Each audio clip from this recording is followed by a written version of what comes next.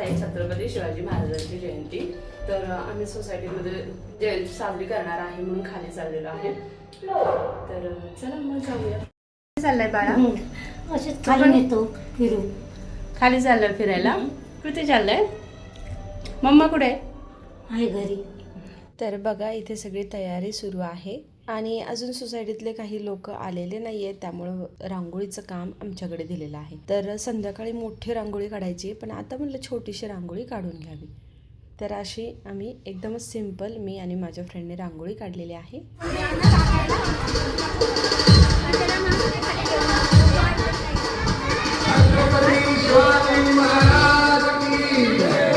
आता करणार आहेत छत्रपती शिवाजी महाराजांच्या मूर्तीची स्थापना, त्याच्यानंतर होणार आहेत पाळणा आणि त्याच्यानंतर आरती पण होणार आहे.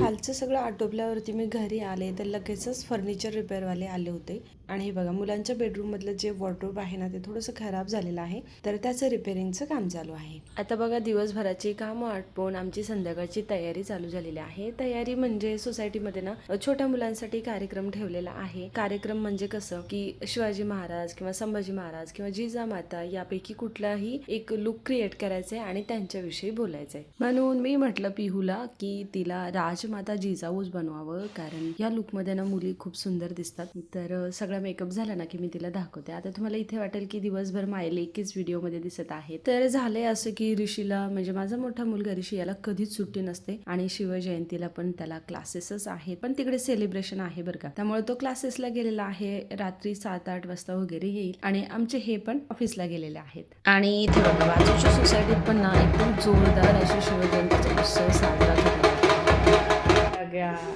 किती सुंदर दिसतोय माझं पिल्लू. तुझी स्पीच जी ठरवली ती बोलून दाखव, जर बोलायला लावली तर. काय बोलणार तू? ऍक्शन करून बोल. हा. जाधवांची कन्या भोसल्यांची सून, शिवांची माता भाग्य कोणते अजून, हिंदवी स्वराज्याच्या पताका मानाने डोलते, लक्ष देऊ नाही का मी जिजाऊ बोलते. वा वा वा वा वा, छान छान छान. तर आता आम्ही खाली आलेलो आहे. परत एकदा पूजा आरती व प्रसाद सगळं आहे आणि इथे बघा आमची छोटी जिजाऊ कशी झोका खेळतीये.